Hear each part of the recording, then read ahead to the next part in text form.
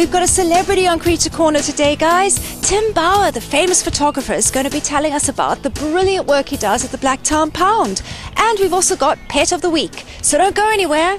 Welcome to the program, Tim. Thank you very much, Camilla. Tell us about the work you do at the Blacktown Pound. I've been coming here to Blacktown for about 6 months to a year, and I was first introduced to it by a great client and friend of mine, Sabrina, who volunteers for a bunch of people called Pound Rounds, and they're coordinating dogs from the Blacktown Pound to be rescued, and if they are on, I think it's called sort of death row, when they're at the end of their time, when they can't find someone to adopt them. In other rescue organisations, they'll take them to other rescues and give them an extra bit of time. I do this because, A, it feels good to do. It's lovely to do some charity. It is. It's wonderful. I've got a lucky skill with a camera. I love taking photographs, so all the Pound Round volunteers so happy. And I love to rescue the dogs too. I think it's wonderful that the dogs get a second chance in their life. You can see it in their eyes. They know that they've got a chance. But no, it's incredible facilities here. Big kennels, super duper organised. You know, all these dogs have such varied personalities. At first of course I didn't have much experience with big dogs. Not scared, but intimidated by the big dogs. But they're just so loving, you know. Absolutely incredible. Oh God, I'd much rather photograph a dog than a celebrity any day. Oh, because they're just loving and there's no grief. And there's no middleman to impress. There's no hair and makeup. There's no styling to decide over.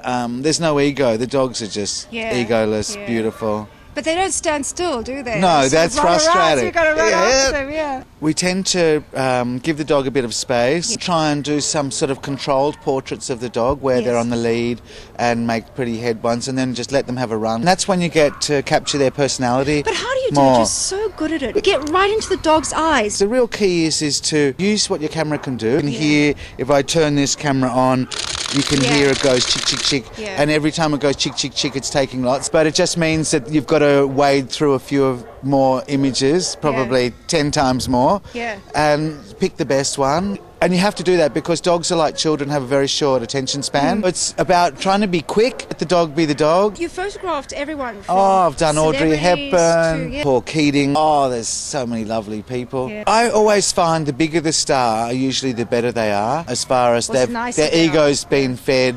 They've succeeded, they've got an Academy Award or two, they've made it. They don't have to mess with your head anymore. And it's sort of my game every time I do a shoot, try and find a connection. I'm always keen to stress to them how proud I am of their success too. The pictures you had, like of Tony Abbott on bicycle. Great, They just work. People will be very surprised to know that the only person who's ever made me a cup of tea and toast was Tony Abbott. No kidding. About trying to find common ground, not being intimidated by them. Treat them as an equal. Share something personal about yourself with them. What advice would you give photographers that are starting out and sort of want to get there? What I would recommend, seriously, is their social media presence is really important. Use the Instagrams, Facebook to increase your presence. Carry your camera with you everywhere. If you wake up every day and you want to take a beautiful photograph, because then you'll be successful. I'm a big fan of your work. Thank you so much for coming on pleasure. The show. We're going to go to the Pet of the Week in just a tick.